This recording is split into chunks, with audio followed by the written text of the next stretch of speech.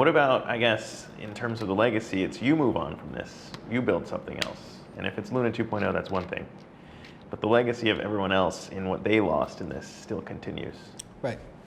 So how do you square that in terms of, can you move on if other people out there are still reeling from their own personal losses?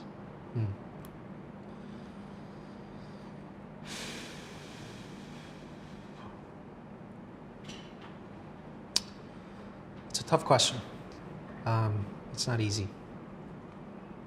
Especially because there's also a time series to this as well, right? Like you could need that money right away to be able to do things for your family, and a crash like this just makes it impossible to do that. So I just don't have an answer there. Luna Foundation Guard still has 200 million? I think it's like 311 Bitcoin, and then like a large chunk of AVAX. So Avalanche wasn't touched during the DPEG event, and then it has some. Is that because there's a token lockup? No, there's no token lockup. It just, you know, like if you tried to sell an altcoin when Bitcoin is crashing, it just wouldn't have worked. Yeah. Crashes the price. Right. But when it comes to the last update on using that to make people whole, that was the last update I saw from LFG.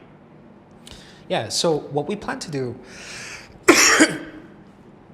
is basically do a program whereby in the first week, everybody that held up to, let's say, X thousand amount of UST can claim against this LFG reserve. And then week 2, that amount goes up. Week 3, that amount goes up again. And what we've been spending time doing is working with centralized exchanges to index the amount of users and their holdings in each bracket. Now, some of these exchanges have been rather slow in getting that data to us.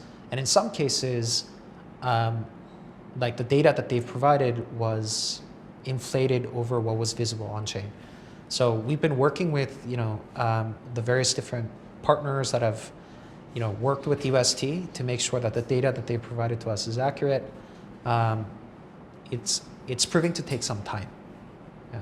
But once that process is over, we're going to liquidate all of LFG's holdings, and then, begin the process of making small holders get their airdrops. This is the thing that I struggle with because, you just talked about the Asian financial crisis, which, if there was one area where maybe I was unsure if you knew everything about the risks, because we already talked about every algorithmic stablecoin failing before, there was the financial risk around what someone like a George Soros could do to take down any financial peg. To your point, not just in crypto, but in traditional finance as well, when you're dealing with financial currencies. And that was one of the things that was raised and you retweeted and talked about as, this isn't possible. And so when you say there was a 0% chance, or at least a very small chance of failure, what about Terra, in your mind, made it untouchable around any of those risks of failure? So, I'm, straight up, it's not rational, right? So when you think about the risks that are, possible with any currency, let alone Terra, any currency can fail, right? I think right now, if the situation gets any worse, we might even see a collapse of the Eurozone and the Japanese yen, right? So even currencies at that scale, the third largest economy in the world, the largest economic collective in the world, their currencies could fail, rationally speaking. I guess the only thing that sort of tipped the balance of my thinking into thinking that UST would not fail was because, number one, I thought we were living in the golden age of Web3, and I think we still are, where you're seeing an explosion of growth of decentralized technologies. And number two, the way that we would program things on top of these digital currencies would be a lot better managed from a risk perspective and a lot more transparent. Thereby, I felt like a lot of the risks that are manifest in central banking planning policies would not be applicable to UST. Both of those things were wrong. I do think, I mean, that was one thing that stood out yesterday when we were talking. You actually kind of seemed all right with it. In terms of, you're not trying to prove a conspiracy here, but someone attacking the community. What they did to attack this and how much money they made. But if someone did do that, think about all the pain it costs.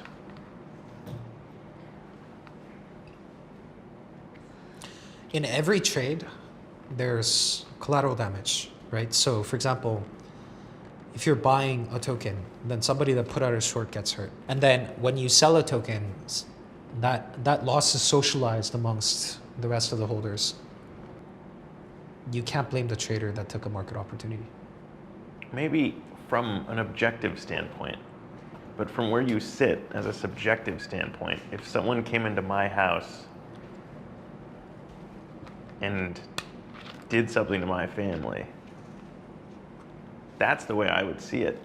Right, but let me tell you this.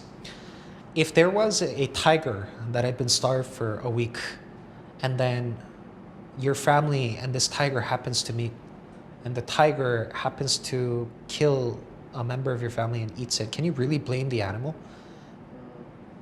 Kind of. So if I went down that route and then spent, months, years collecting evidence and, meeting investigators and talking to press and things like that, it's just going to be so much harder for me to do anything else. And logically, I do genuinely agree in that, you cannot be emotional about markets, right? You can't blame people for shorting. You can't call people idiots for longing, right? People just make those trades, markets are dispassionate, and they move the way that they will.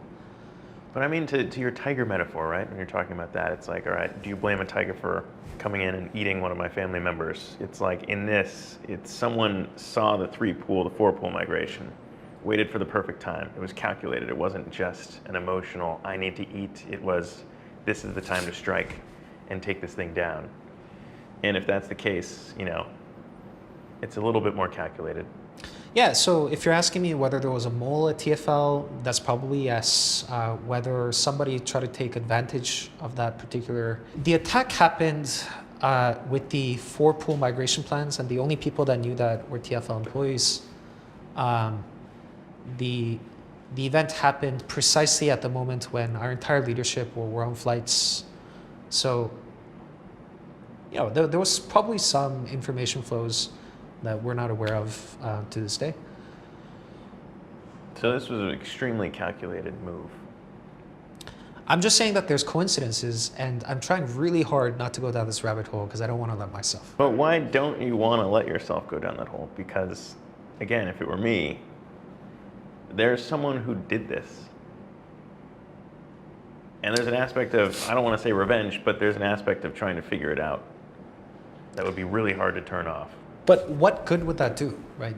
Let's say that we found a dark network of hedge funds that have tried to take down Terra and Luna. What could that do?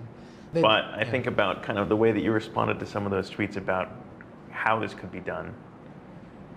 You said, billionaires in my network, test me and try, find out.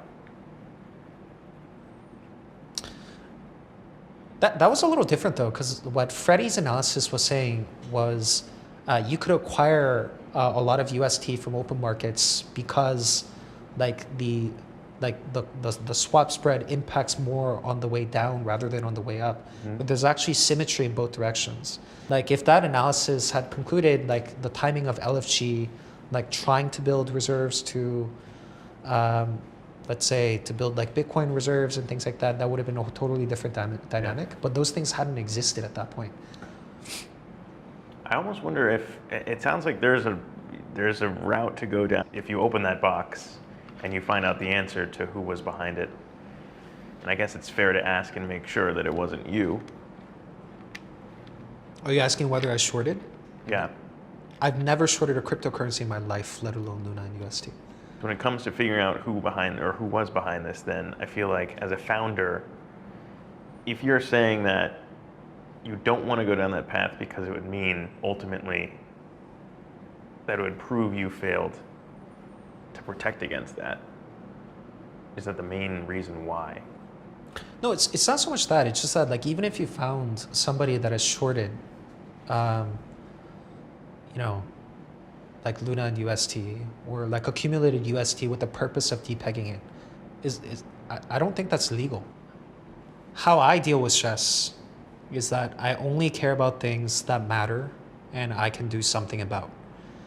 So this seems to be squarely in the realm of something that would give me personal emotional closure, but that would be a selfish thing to do because even if I knew, there's nothing that can be done, right? So I choose to spend my time, you know, not blaming other people, but instead focusing on what we can do next with the resources that are available with like the insights and the talent that we've accumulated over the years. And that's what gives me closure.